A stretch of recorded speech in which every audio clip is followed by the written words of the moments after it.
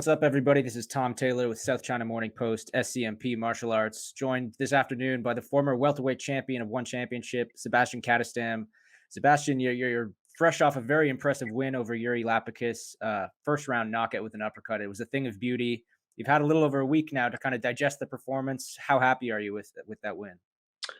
I'm very happy. It feels like I've had a lot of decision fights lately and a lot of long fights, and it's kind of nice to be back on finishing off fights quickly.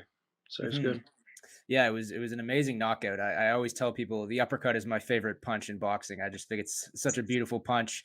Was that something that you saw ahead of time? Like, did you see that Yuri was vulnerable to that punch, or did you just see it in the moment? It's a punch. I've been working the past year. I've been kind of obsessed with just the uppercut because I felt like I was lacking it.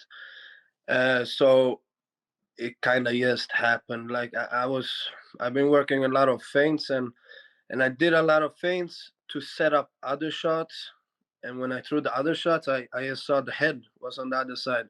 So when I did the last feint, I trusted in the uppercut and it was there. It must have been nice, given that you were practicing this punch for a year, like you said, to win with that punch. Yeah, it's nice. Cool, man. Well, you're now on a two fight win streak, both finishes, both impressive knockouts. Considering the before that though you were on the three fight skid. I mean, how good does it feel to be not just winning again, but on a win streak? It's great, man. This sport is all about winning, but me as a fighter is always about trying to perform the best that I can and always taking whatever fights offered to me, and I want to fight the best guys. And I think the guys that I lost to are very, very high level. So it's no shame in that. And the guys I won against now is also very high level. So I just feel like it's part of the process of getting better. hmm Not to linger too much on the past, but after those three wins, what is your headspace like when you're at that point in your career? It must be tough. On my three losses, hmm uh, I felt after my two losses, my head. I'm not gonna lie, I kind of felt like that's it. Then I got back in good performance in like on a daily basis on in the gym, and I felt like, oh, I'm back on track. And I felt like the last loss. He's a specialist, he's a very good wrestler and a grappler. But I felt like my improvements are coming along, so I'm like, okay, let's do it. Like you can lose some fights, but I felt like it's not the time to give up, so we keep going. Well, I'm glad you didn't give up because you've given us two amazing knockouts since then. Enough about the past. Let's look to the future. After the win over Lapicus, you called out Roberto Soldic, who of course just signed with one championship.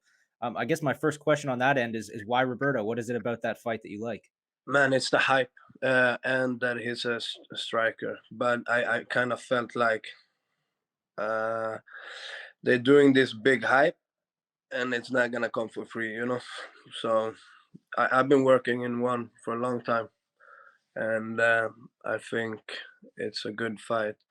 If he wants to prove something here, I think he should go through me. You mentioned the hype. He has tons of hype, right? For a week or two, he was all anybody was talking about. Obviously, he's a very good fighter, but do you think the hype is justified, or is it perhaps maybe a little bit overblown?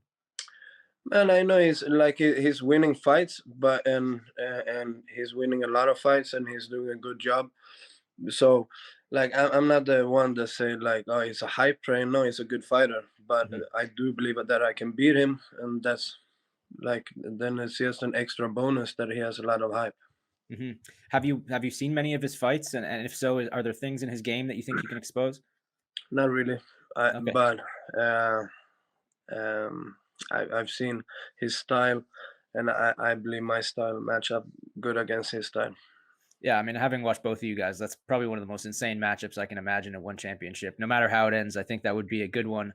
Um, So, o- of course, given everything he's accomplished outside one and the streak you're on now, this would be a very important fight in your division. Do you kind of consider it maybe a number one contender fight if it happens? for sure, I feel like in the division right now we should have Ramazanov versus Abasov for the title, and it should have been done already. I'm not sure what's happening. And then the winner, if we get this fight booked, the winner of this fight for sure should fight for the title. Based on what Roberto said on social media after, it sounds like he's into this idea. Were you surprised that he was so willing to accept this challenge? No, I guess he sees it as I see it. Like um, now he also said like I'm coming off of two good wins. He sees the matchup potential. I'm sure he sees it as a fun fight as well, like a martial artist, and yeah, for the fans, it's gonna be a great fight. I believe. Yeah, definitely, man. When they signed Roberto Soldic, I have to admit, like this wasn't a matchup that initially crossed my mind, but the second you mentioned it, I was like, oh shit, that's a good fight. Have you talked to One Championship about it? Like, do you feel like they might be interested in this one? We talked a bit, yeah, and they were happy that I called them out. But until I sign the papers, I'm never sure of a fight. hmm So, but let's. I'm positive about it. I think it's gonna be a done deal. So, let's see. hmm I've always felt that One Championship should sign more welterweights, more middleweights. There's a couple of divisions that I feel like need a little bit of attention right now, and Roberto Soldic was obviously a great answer to that. Are you hoping to see One sign more welterweights like this over the coming years? Yeah, for sure. Like a deeper division is more fun with a lot of more potential fun fights, and yeah, we need more fighters. Like I don't want to run it back with too many guys. hmm Like hmm I have a couple of losses that I need to run back, but other than that, I don't want to be having to run it back and run it back. So, and I'm always almost done with the whole division. So I think it's time. hmm Speaking of new faces in the welterweight division, I just interviewed Christian Lee, the lightweight champion, last night, and he said that he wants to come up to welterweight. He wants to challenge Abasov. I mean, what do you think of that? How do you think he'd do at welterweight?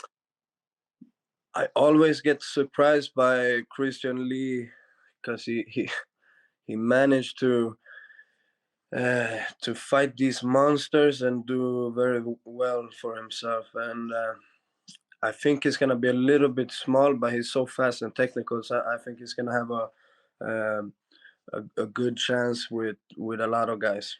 hmm Is that a fight you'd be interested in at some point if he comes up to welterweight? Yeah, it's not a fight that I would be like feeling necessary for me to welcome him or anything. If it was for gold, for sure. Otherwise I'm a big fan. So hmm it's not a fight that I'm looking for. That's cool. That's cool to hear. Whatever is next for you. I mean, how focused are you on the title just day to day? Do you think about it a lot, or are you kind of just taking it one fight at a time? What's the headspace like? Man, like I've said, like now, the title should be should be would be a plus, but I was hoping this one would be a war, and like I wanted to have a fight where people talking about it, like, oh, did you see that fight? I really want to have those kind of fights now, and when the title comes, it comes. But I'm so sick of having boring fights. I like people just taking me down and holding on for 15 minutes. I feel like I owe the fans some bloodshed. So hmm this next fight against Roberto, if we can make it happen, I think that's one for the fans. And then whatever happens, happens. hmm You mentioned earlier in this conversation, that Abasov hasn't defended the title in a very long time, and obviously that's not just his fault. There's other things that play with One Championship and stuff, and he went up to middleweight. But is it frustrating, kind of as a contender in this division, when the title's just not moving at all? For me, it doesn't matter. Like I'm coming from a place where I'm like I'm done with the sport almost based on my performances, and my main focus is just getting better and performing. So the title, like he can hold on. But I need to get him back too. He can hold on to that as long as he wants. I'm coming still. So right now in this stage, I just need to keep winning. So I don't really care about that right now. hmm You mentioned wanting to get a couple of these losses back. Abasov obviously being one of them. Is it? Would you rather? I mean, what's more important, winning the title or avenging that loss? I feel uh, yeah, I don't know. Both of those guys, Ramazanov and Abasov, those are two losses that I really feel like okay, they might have looked more dominant than I think about them. I think small mistakes that I made cost me a lot in the fights, and time ran away. But they're like equal. Mhm. I want them both back. So, but the division is so small. I'm gonna get the chance to go through those guys too. So you're confident that if you got the opportunity to rematch those guys, Abasov in particular, you could it would go your way the second time Yeah, around. I feel I have the skills to beat both of them. hmm And if you look ahead, I know you're not super focused on the title at this moment, but if you imagine, you've been the champion before, you know what it feels like to have that belt wrapped around your waist. I mean, how good would it feel to win the title again, particularly after the little skid you had the other year? Man, in my opinion, it would be one of the greatest comeback stories. Like I was going through a very rough time in my personal life and yes, life in general, and then my career too. And like I said, I thought I was done. I thought I was done, and now I'm back, and all I need to focus on is keeping on track, And yeah, that's my job and that's my focus. But once I get the title back, I believe it's gonna be a great comeback story. hmm Um, just speaking of your plans for the rest of the year, are you hoping to fight again one more time, or are you kind of chilling for the rest of the year? Like, what's the plan for you? I broke my hand in the fight, so we're looking at if everything goes as planned with the healing process. We're looking to be back in December. Okay, But was it the uppercut you broke your hand on, like the knockout punch? yeah, it Did was you? worth it though. Yeah, I would say it was worth it. Did you feel it when it happened, like right away, or? I felt something was off, but I didn't have that much pain, like all the way until X-ray, and even the doctor was kind of surprised that it was broken. But I felt something was wrong, but I didn't know if it was a clean break, but it was. hmm Must have been a bit of a relief that the punch you ended it with broke your hand. You didn't have to keep fighting after that with a broken hand, right? For sure. Like I said, I wanted a war, but after the hand broke, I'm glad I didn't get one. Well, let's look a little bit further into the future before I let you go. I mean, if you look to the end of next year, 2023, where do you want to be in this division by the time next year's over? Oh, for sure. I would say a title fight, but I would also be open to um, another fight. Like I want to be back to back fun fights by this time and be in title contention at least. Very cool. I'm sure you can make that happen. Let's wrap it up with this. I mean, do you have a message for your fans, the people that have been supporting you through the ups and downs over the years? And I really appreciate everyone that enjoys watching me fight and supports me around the world. And yeah, I'm grateful. Thanks.